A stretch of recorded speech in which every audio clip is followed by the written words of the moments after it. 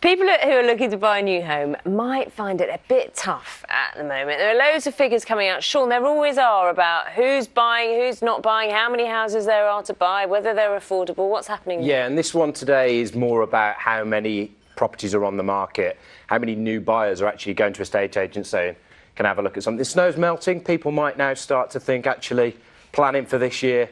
Because if you've been looking for houses the last few weeks, you wouldn't have bothered. It's not going to be the house you're going to actually buy, is it? It's going to look very different. Morning, everybody. Yeah, it doesn't matter how much snow is on the front of the lawn. It's not going to look like that the rest of the year. We get lots of these figures out, don't we? These ones are from the estate agents and chartered surveyors at the heart of the industry. Now, one reason it might be getting a bit tougher for wannabe buyers is the number of properties on estate agents' books is at a new low.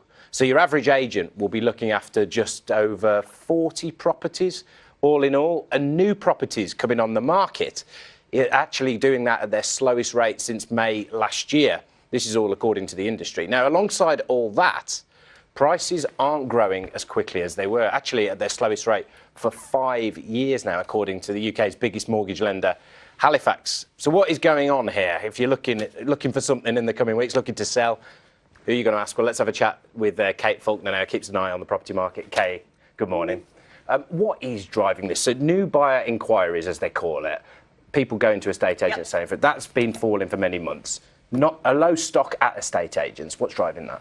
So basically, we tend to often report, and these reports do what's happening year on year, whereas actually this all goes back to the recession that started in 2007. We lost 50% of buyers during that period of time.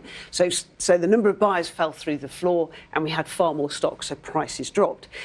Around 2013, what we saw was the market starting to recover. So you imagine 5 years of 50% fall in demand, that's washed through the system now, and we're almost actually coming back to a normal demand moving forward. It's more that over the last sort of few years, we've had exceptional demand from the recession before. So 40 properties per estate agent roughly might not have been that bad historically. Well, as far as the supply side is concerned, so that's the demand side. Just from the supply side, one of the issues that we've got is purely economics. We have an ageing population. So whereas people would have moved a lot sooner because you're trading up the ladder, we've got more people that are staying in properties for a lot longer.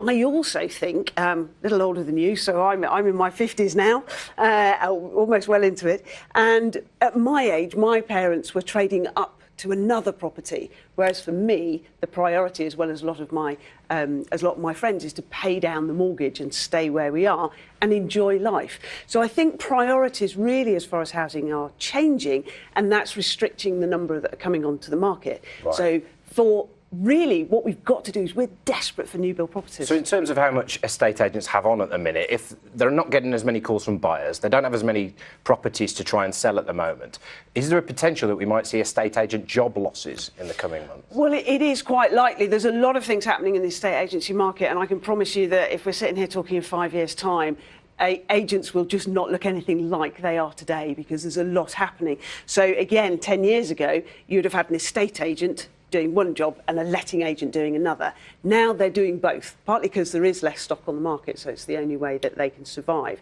You've got a tenant fee ban coming in. That does take quite a lot of turnover out of the market, and this market can stop very quickly and stagnate, in which case there may be some job losses. But what we're tending to find is, rather than closing agents, there's a lot more consolidation. Right. So the bigger ones buying the small ones. Exactly. Gotcha. Kate, thank you very much. Kate Faulkner there, keeps an eye on the property market for us.